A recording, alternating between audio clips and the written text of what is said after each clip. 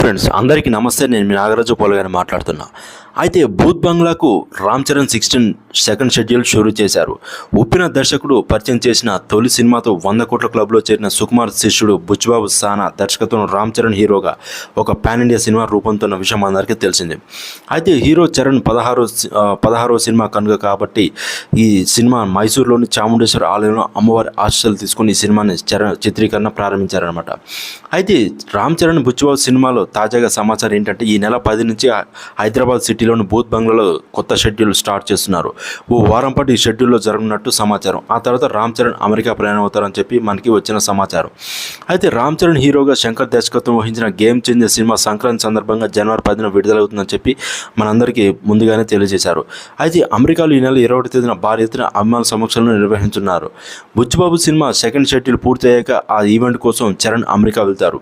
America నుంచి తిరిగి వచ్చిన